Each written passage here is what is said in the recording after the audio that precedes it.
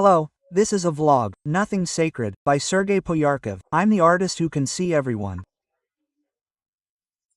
Such a devastating slap landed right in the face of Zelensky and Yermak, straight from the Supreme Court. The Supreme Court ruled the dismissal of the head of the accounts chamber, Valery Potskin, illegal. He's a Verkhovna deputy from UDAR, who, during Zelensky's rampage, found, I think, 200 cases there. He opened them for theft. So, the accounts chamber, under Potskin's leadership, opened 200 cases against the thieving Green Team. Well, that's why, in 2023, the Verkhovna voted 250 times, the stupidest mono-majority in the world, to remove him from office, because, well, 200 cases against the Green government is no joke. So, the Supreme Court said that Vax's decision, well, Vax also said that the case should be dismissed. The case against Potskin is just as falsified as the case against Chervinsky. It's pure judicial lawlessness. Let me tell you, this isn't the first time the Supreme Court has, given Zelensky and his team this media political judicial drubbing. The judges, well, they're probably the most sensitive people in power. They understand perfectly well where this is heading. Because this legal lawlessness and lawlessness, which is, simply produced by the banking system, won't last forever. The judges don't want to personally get caught in the crossfire. They have nothing to do with being caught in the crossfire, and that's why they issued a fair decision. And they brought some kind of fictitious thing against Valery Potskin. I remember meeting him, again, sorry, the meeting place can't be changed, in Goodwin. Where he told me in great detail how they were trying to remove him. And the coolest thing about this case, my friends, is who Zelensky has put in place of Valery Potskin, who was then removed lawlessly and now, it turns out, has been reinstated by law. Just think about it, he put in a character like Olga Peshainskaya. This Peshainskaya has a sister. And this Peshainskaya's sister is a close friend of Lena Zelenskaya and Vova Zelensky himself. And this Peshainskaya's sister, who was on the anti-monopoly committee, was then transferred, well, after being removed, to the accounts chamber. And it turns out that this Peshainskaya's sister, her real sister, is the owner of Zelensky's villa on the Mediterranean. In other words, she manages the Zelensky family's property in Italy. Meanwhile, the disgusting behavior of Zelensky and his team, this complete pig-shaming, is that in Vilnius, they swore to our Western partners that they would appoint a decent person, and most importantly, someone independent of the government, as head of the accounts chamber.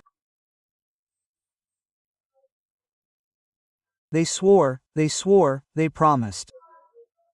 Zelensky promised, he made a promise, and it turns out he lied to our Western partners once again. He lied brazenly, in their faces. It's a slap in the face from our government too, well, our allies. And the case that was just now completely closed, and, well, the rehabilitated Valery Potskin should now receive compensation according to the law. He should be reinstated. Forgive me.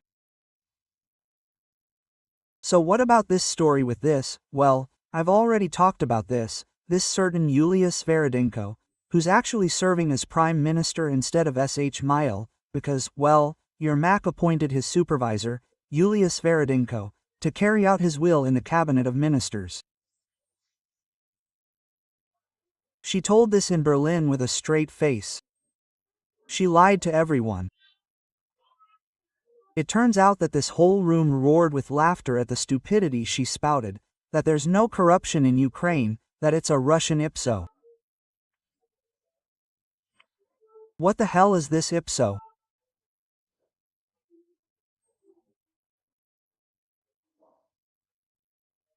If the Supreme Court of Ukraine ruled that Valery Potskin, who clearly documented 200 cases of illegal spending, that is, abuse of power by Zelensky's government, and Zelensky himself simply appointed this Peshchinskaya woman, his trusted confidant, to curb it.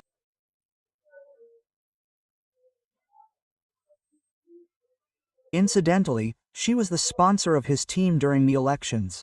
She also sponsored Zelensky when he was running for office. She was given a position at the Anti-Monopoly Committee in gratitude, and then she was used to shut down the accounts chamber, because the accounts chamber, well, exists to document theft. And now think about it, this laughing stock of a cabinet, right? She's our Minister of Economy, First Deputy Prime Minister. She says that, it turns out, we don't have corruption in Ukraine. It was Putin who invented the idea that there is corruption in Ukraine. So, when the Washington Post, the New York Times, and Time write about corruption in Ukraine, it turns out the Western press is part of Putin's IPSO. And the State Department is also part of Putin's IPSO.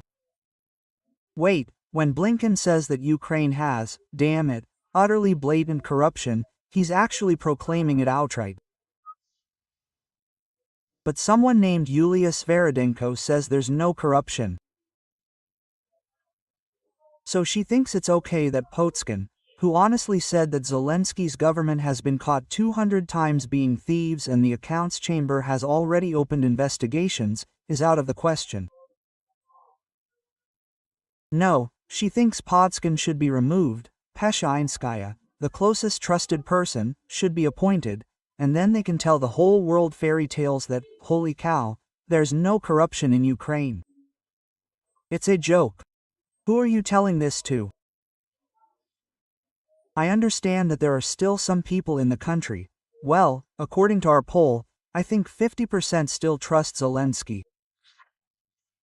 But I spoke with sociologists, and they told me, well, you see, firstly, trust in the institution of the presidency is always there a priori. Then there are people who are always, well, sort of used to trusting the authorities, but then it's still a matter of ratings during, well, military operations, so to speak. They say that if Zelensky runs for office, then, of course, there won't be 50%, not even 20%. But when the actual head of the cabinet of ministers, because, well, it's not Zelensky who actually runs Ukraine, but Yermak. It's not Stefanchik who runs the Verkhovna Rada, but a handful appointed by Yermak. And the cabinet of ministers isn't run by any schmaggle, but by this same Yulia Sviridenko, who lies in Berlin without a trace. She didn't say that the Supreme Court of Ukraine, think about it, is also part of the Russian IPSO, which reinstated the sub-scanners in office. And these people say, I see nothing, I hear nothing. And they keep hogging, and hogging from our budget. Let me know what you think about this. Don't forget to subscribe to my channel, like, comment, repost, and victory will be ours, because each of us is determined.